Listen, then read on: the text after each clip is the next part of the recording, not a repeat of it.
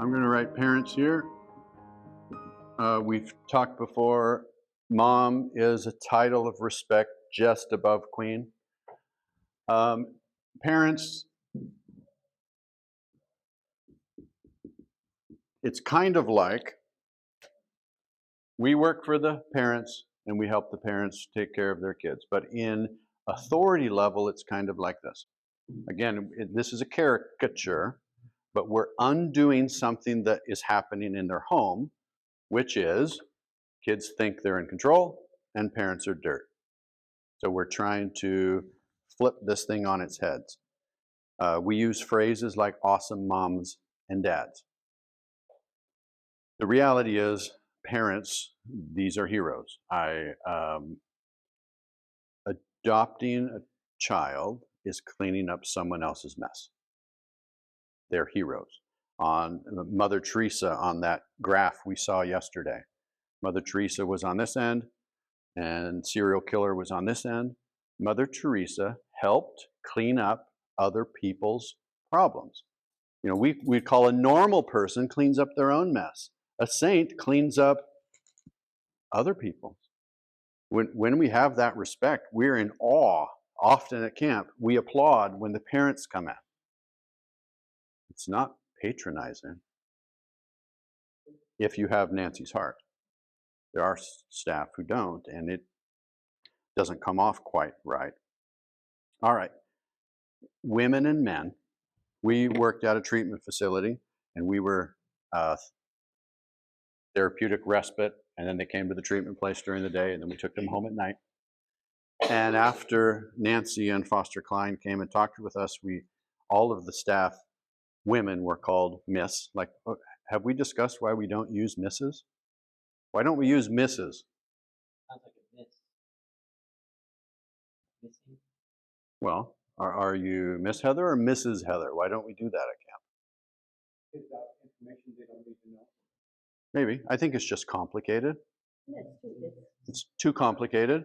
Why would they have to look at Sharon and have to wonder, well, what do I say here? So we just make it simple. But the respite moms, and this is long term, the respite moms were called Miss Christine, and I was Mr. Roland. And we're like, well, wait a minute, let's try a little trick. We're going to change her name to Mama Christine. And all of a sudden, about half the kids went ballistic. I can handle you if I see you as a miss. But if I give you that title, these kids hate mom. So a big thing we look for is, do they treat mom and dad completely different? And if they're rad, absolutely. Or, their primary caregiver or whatever it's going to be. So this is terribly important at camp. No, I'll back up. With normal and healthy kids, we tell dad when he comes home from work, when he comes in the door, to walk past the kids and go to mom and give her some love. Why? Because even healthy kids wonder at some point, I've been stuck home with this loser. I can't wait for dad to get home and save me. Normal kids think that.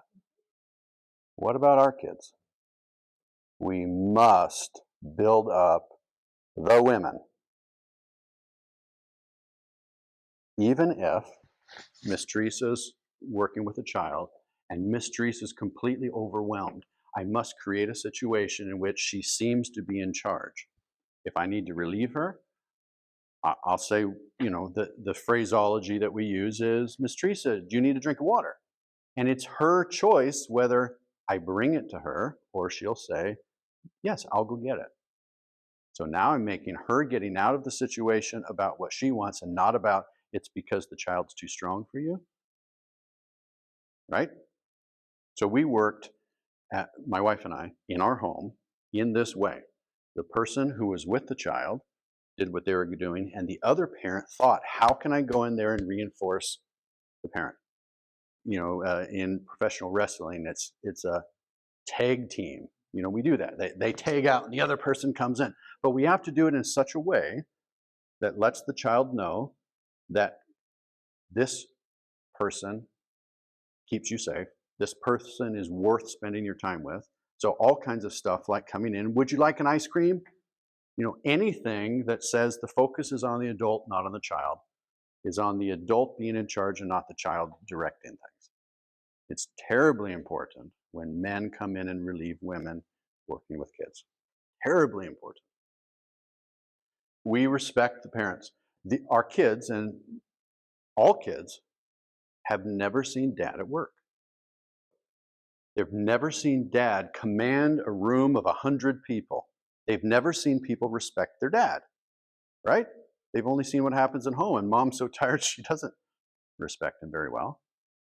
How do we let the kids see that grown-ups are frankly better than kids? They have more freedom. They get to do better things. We have to show the kids that there's value in growing up and turning into an adult. Our kids are delusional. They think adults are just fully grown kids. And you hear this between a child talking to their mom, and mom says, we need to save some of that dessert for dad. And the child says, well, dad always gets so much more, because the child thinks that dad's motivations are the same as the child's. They don't realize it's different. We have to give them something to look forward to when they grow up. When you grow up, someone will treat you as well as I treat my wife. When you grow up, someone will treat you as well as I'm treating the staff member right now. We overdo, well, that's normal respect, I would say. But yeah, we have to overdo it. Set the emotional tone. This is huge in the intervention room. I was a teacher, and Monday we had staff meetings, so all of the staff were in a meeting, and I had my door unlocked, and the kids got to be in the room because I wasn't concerned about that. I would come into class, and Mondays were always so difficult. It felt like it was until after lunch, until I got the emotional tone in the room back down to where I thought it should be. And what happened was, if I'm in a room, I have a large presence. One child comes in and they acclimate to my emotional standard. They acclimate to me. Next child comes in and there's two of us at my level. That child is, oh, what are my options? Called emotional dissonance. You have a happy person, you're the closest to me. A happy person and a sad person in a room together, what's going to happen? They're uncomfortable. You can't be that far apart emotionally. They will change. Now, if one of them is much more powerful than the other, they will dominate. And the sad person will change. They did studies like this.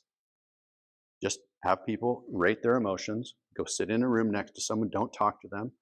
15 minutes, come out, rate your emotions, and the person with the force of will, the force of emotion. Like if someone, one example was someone who had just gotten engaged. They were so excited about the future. It completely drew the other person's emotions toward them. That's what we do in the intervention room. So what was happening on Monday morning was whoever was the first kid in there, the next kid, they had to figure out what their emotions were going to be. And by the time I got in, there were 20 of them. And I could not combat 20 of them. And that class would leave. And the second class would come in. And I still couldn't get it back to normal, which means that first group drew me off emotionally. So if we're calm in the intervention room and the child comes in, they feel uncomfortable until they calm down. So we talk about brain damage and bonding and all that kind of stuff. My Judy, because of brain damage, she was very unattached till about 5 years old, where she did neurological reorganization and her brain started to click on.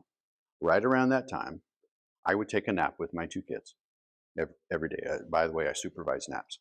So I had one in this armpit, Roly, and one in this armpit, Judy. And Judy never calmed in our arms. You don't keep going for help that doesn't help. Why would you ask your parents to pick you up if in their arms you don't calm? When she came home from the hospital, 3 weeks old, she cried if we picked her up, stopped crying when we put her down.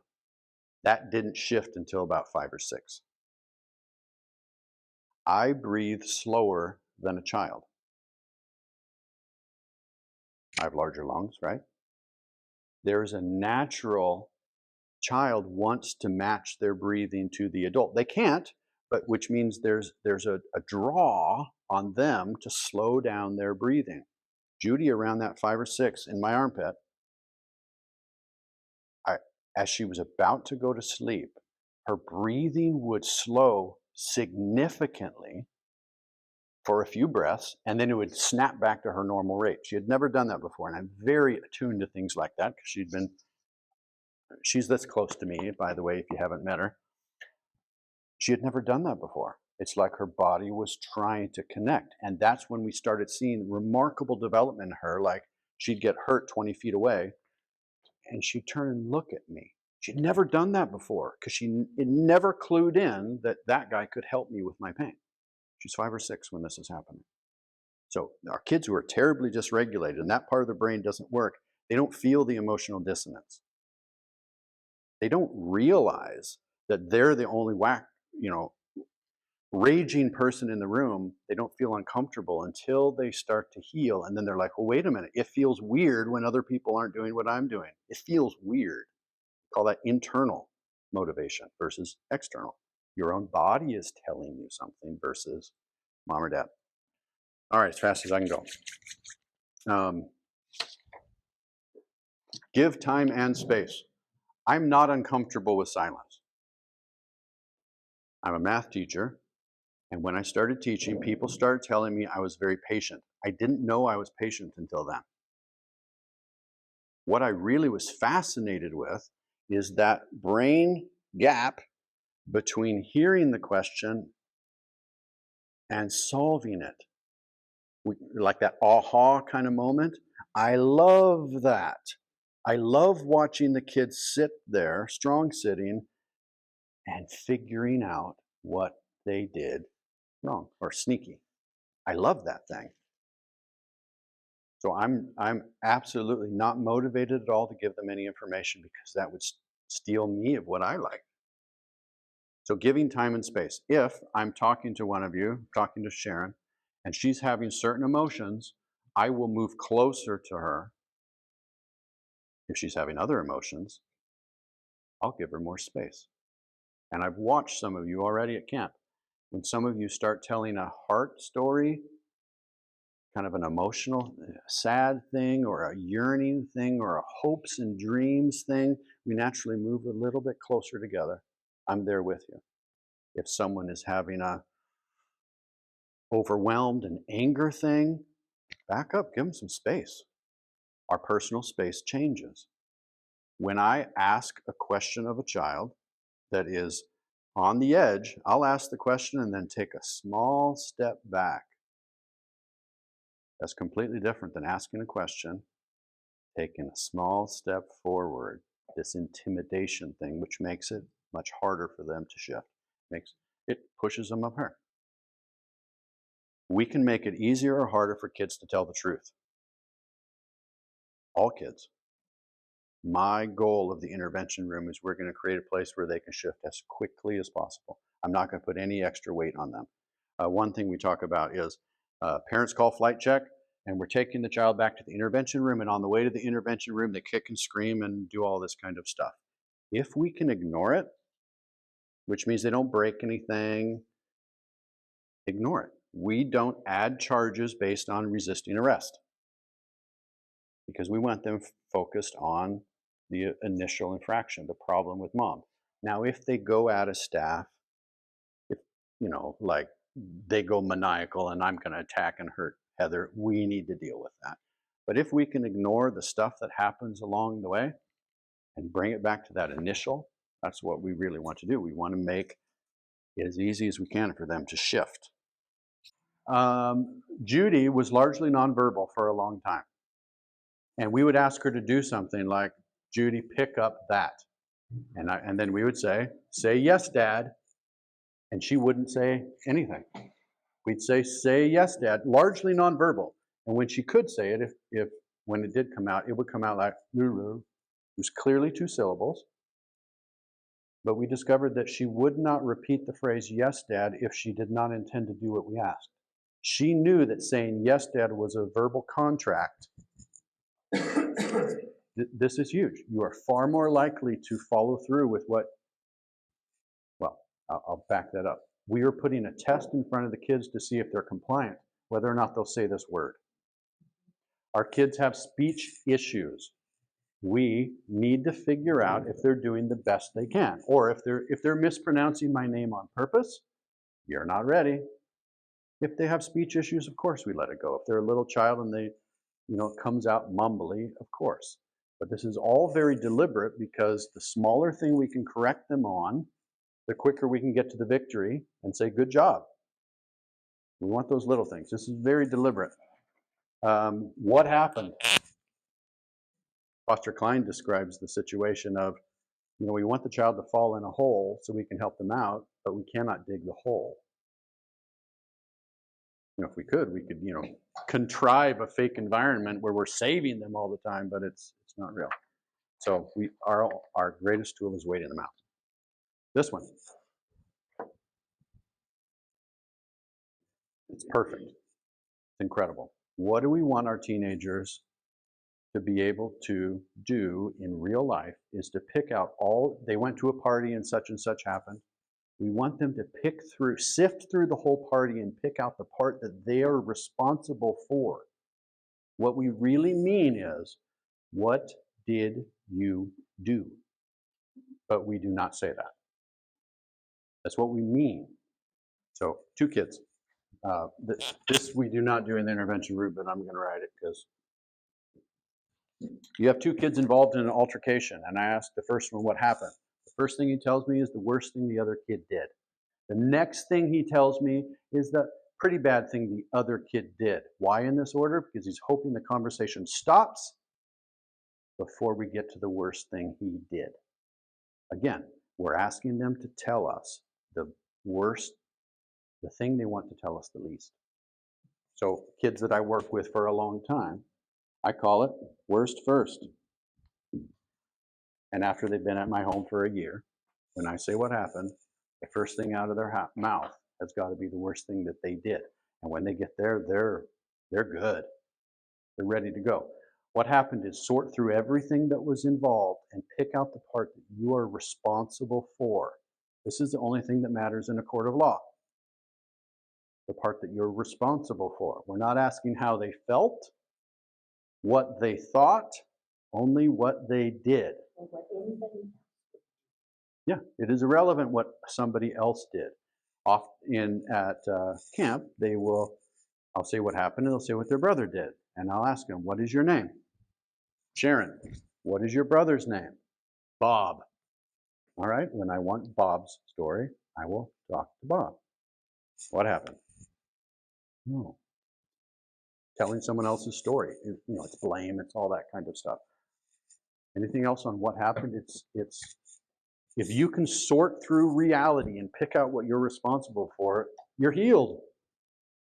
So sometimes they'll say something that's not on the card.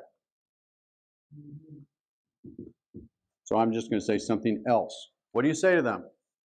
So they were chewing with their mouth full and they say they kicked their brother. What do you say? That might have happened. I love that. That might have happened. Even if we don't want to argue with them. I'm going to put over here, argue. If you say no, something else, just saying the word no is an argument. That might have happened. Meh. Sometimes I say that might be true. What else?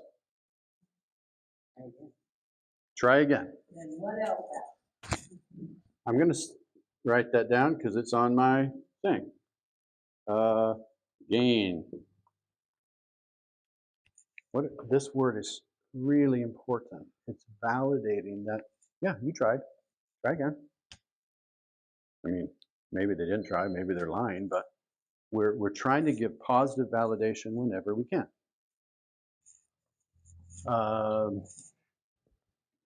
Good job telling the truth.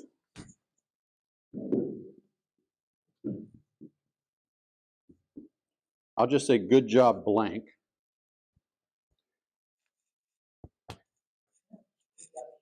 Yep. Good job standing straight. Good job doing this. Good job doing that. The only thing here is it had better be a good job or we're lying. The first correction I received from Nancy was I walked in and said, good job strong sitting to a kid, and she said, well, it would be a good job if he was strong sitting or something like that.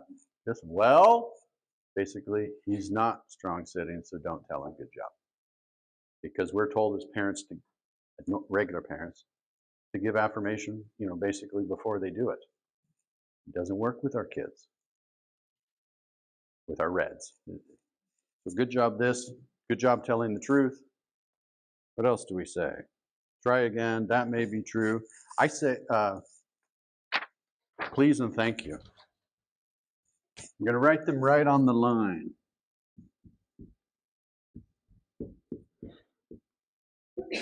When is it okay to say please to a red bandana at camp? It might happen somewhere else. So this is what I tell parents is, don't say please if the kids are doing something that there's their responsibility. I do not say please pick up your socks. But if I go through a whole day and I've never said please to my child, I need to create a situation. So I do not say please pick up your socks. I do say please get me my slippers. So if you cut the please out, then you have to be creative. When can I say it? And the only time you say thank you is in response to that very deliberate, create a situation where they do something for you. We're out on the ball field and you ask a red, would you please pick that up?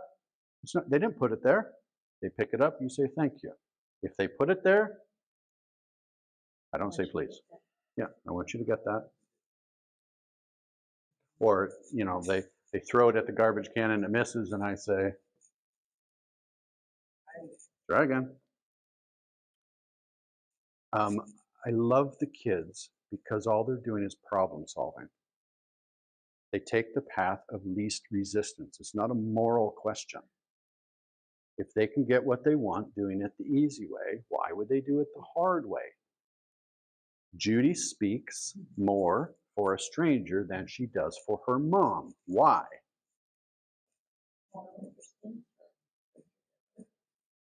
Mom understands the baby talk. Mom understands. Mom was understanding her before she spoke at all. Right? I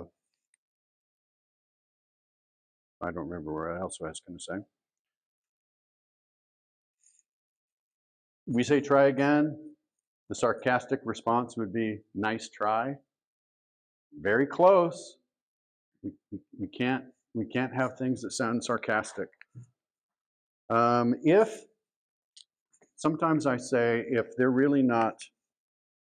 coming up with a whole bunch of things that happened at the table, sometimes I help them focus by saying, well, you just need to say what your mom wrote, because then it brings it back to it's whatever mom picked out of those 10 things. That's what we're interested in. Mom sifted through, picked out one, and they probably know it's the one that bothers mom the most. And that's the trouble of not calling flight check quickly enough, is 5 things stack up and then they really do get confused. So I said, yeah, that might have happened, but say what's on the card. And that helps them focus back. I didn't. What if they're talking too quietly?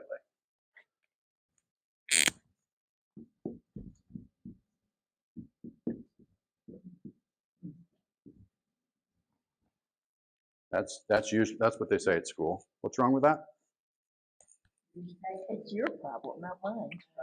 Yep, that is the cowboy saying, I can't hear you. He's identifying himself with the problem, the deficiency. I don't have a problem hearing. You have a problem speaking, so what do we say? You could ask a question, like, what kind of voice do I want you to use? Yeah, we want to not repeat what they've heard a million times at home. I would think they've heard speak up before. So we want to avoid, so just based on our experience of having our own kids and living in this world, we've heard parents say these things. So we want to avoid things that we think they've heard a million times. And you said? Ask a question. Like, what kind of voice should you use? Mhm. That might work. They usually figure it out that, there's 3 kids, and the ones who speak clearly are getting out of there, and the one who isn't. And this interchange between staff is terribly important. And if they're both Nancy, I have no problem with it. But you get a Nancy and not Kevin, but you get Nancy and someone with a bit of sarcasm or a bitey tone, and all of a sudden it becomes something else. They're talking about me again. So then how do you deal with that? Is that something later you just say, hey, when that came out, it kind of. Betting chocolates, it can be effective. Yeah. That is the worst. That is the thing that I have stopped more than anything else that happens in the intervention room. Okay. Because what happens is there's 2 experienced staff that start betting chocolates, and it's kind of a game because there are people who get motivated when you say they can't do it. Michael Jordan is one of them. So with those kids, that game says, well, you can't make me, I'm gonna, right? But there's another child over here that just takes it as they're making fun of me, they're mocking me, and if they're not very well experienced, you don't know which child you're working with. So what happens is that 2 experienced staff might do it, and then the energy in the room goes up because then the 3rd staff jumps in and says, oh, I bet 100. And then the 4th staff jumps in, and they're ratcheting this thing up, and all of a sudden it has become a show. My check is too interesting. Yeah, and we're actually we're enjoying their misery when it gets that big. So what I tell people at staff, 2 only, maybe 3, but don't jump in and ratchet things up because it's not a game. Back to this, we're asking them to do the thing they're most afraid of doing. But our problems come from staff using their gut, and their gut is not trained, which means Right, they so- become reactive, they rescue, they do all this stuff from deep within, and that's why we react when we get corrected, is because it's coming out of a very deep place. I'm trying to save the child, don't tell me to stop. Right.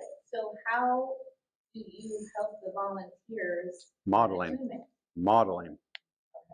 We started back with be like me. And not me here, but me there. Do it this way. This one says, go get a hug. Very deliberate. Kids don't have, and Nancy talks about that one, they don't have good vibes to give their parents. They are in need of the good love that comes through a hug. They don't possess it yet. Go get a hug, not go give a hug. Go. Explain what that is in the play checkbook? Nancy's training. So we say, go get a hug from your mom, not go give a hug to your mom. Okay. Kids don't have anything to give. They're empty. So just nuances, but all very deliberate, developed over all these years. I have written here, the kids cannot hear, you are safe. You can trust me. I will take care of you. They can't hear that stuff. We have to show them. So I absolutely believe that. I will keep you safe. I am strong enough to keep you safe from yourself and the person next to you. But I can't say that. I have to show them. So it's great opportunity. So remember this one over here. This is real life. The intervention room is the least natural thing we do at camp. Very deliberately designed. It's like an operation room. It's different than the waiting room. And they're all necessary as part of the healing process. It's not terribly important, but at times we have not said, I need to go to the bathroom. We have cloaked everything under, I need a drink of water, or I would like a drink of water. Kids don't need to know you got bowel issues.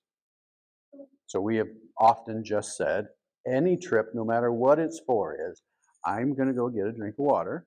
I said, all right, as long as there are enough staff, you go, you don't need to tell me. If you are going to leave, tell me when you're going to come back. And that's part of the flight check person or the team leader or whatever is managing staff. When is it okay for one staff to go take a 30-minute break? You know, ask, and we'll figure it out. Code words, like I said, low and slow, which means I can tell that you're getting agitated and you're talking too fast and too high pitched, and you're using too many words. So yeah, in camp training, we say all of those, the couple of code words. This is all hands on deck. If you are not supervising a child directly, go help. And we get into trouble because we don't want to empower the children. We don't want them to go from hot to danger, and having 12 staff rush toward one child. Oh, we're feeding the wrong part. So again, that's the experienced staff, the leaders, flight check people to say, no, 3 people is enough. So that's a huge part. This one, parents especially, they're allowed to change their mind. We talked before about you're trying to get a child to do something and they just won't do it. There are times when the entire intervention room needs to move. Like you go out onto the field, if you have one child left and I'm needed, can't have 2 people with one child. So then you say things like this. The child didn't make you change the plan. It wasn't their defiance that won. I changed my mind. And giving parents the permission to change their mind, because we had threats up here a little while before. Often parents make a statement and they need to back it up. Well, they're allowed to change their mind.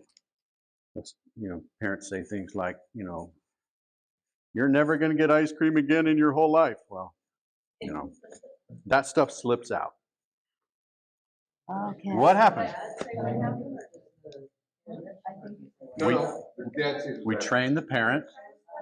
Yeah, we always did a hug, but so there should be no hug until they acknowledge. Diane, look at your dad. Diane, look at your dad. Tell your dad what happened. Tell your dad what happened. I spit my food at you. Good job telling the truth. There you go. Come get a hug. Hug your dad. Kevin would check the hug to make sure that he has a flower. Oh. You're on another plate. No. Uh-oh. And I say, she's not ready yet. What And she's not ready. Oh, all right. Okay, so here they come. She's back in shape again. We just give her attitude. Oh, hello. And I've been trained. What happened? I spit my food at you at the dinner table. Good job telling the truth. All right. What can you do kind for me? Dad, may I please clear your plate at supper? Oh, I'd love that. Come get a hug. All right, thank you, Mr. Kevin. Large and strong, we prevent some issues. The littlest kids, they don't care. Their brain doesn't work that a big person is different than a smaller person. So we prevent issues. When we are calm and we don't show a bunch of emotions, we prevent issues because our children escalate in the emotional energy of the room. So, and we all know that, separate the big kid who's really emoting from the little kids. We don't want them to get scared. Again, that would slow down their process. We want them to calm down, not calm up. Yeah. I give time and space. If someone is scared or angry, they probably need more space. I ask questions and then I take a half a step back, and it's remarkable how their defenses go down. The question was weighty enough, and if I get into their space, I don't know how close I'd actually be. Maybe, if you were emoting, that's probably how close I would be. So we can do a whole lot. Our goal is to make it as easy as possible for them to transition, go back to their parents, and run the cycle again. That's our goal, over and over. The description was given before about an outward expressive child and an inward child. And often they come to camp, and most of the time, when we have a child turn from blue to red, It's the inward child who actually is the instigator that causes the outward child to blow up. And when we talk to the parents, they're like, oh, this one is sicker. So we want to be really careful because they get that trauma bond. They have that thing going on, and one of them can't heal while the other one is there. These are often the situation where one of them goes to respite to get healthier, and the family bonds with the first one. So if they can't calm down as a group, we need to make sure they're separated. The same thing is like there are kids who wouldn't be able to calm down at the beginning of camp if a parent was in the room, because that's who they're mad at. So let's get them calmed down and get their brain turned back on. So yeah, siblings or sexual stuff, boys and girls, if at a certain age, we have to be very careful where they sit. Alignment of windows and where we put kids and all that kind of stuff, you can't really answer because each intervention room is different. But sometimes they have low riding pants, and we have to be careful how they sit, what they do, or they're wearing a skirt or any of that kind of stuff. It's all case by case. But being correctable is terribly important. That's where all the offense happens.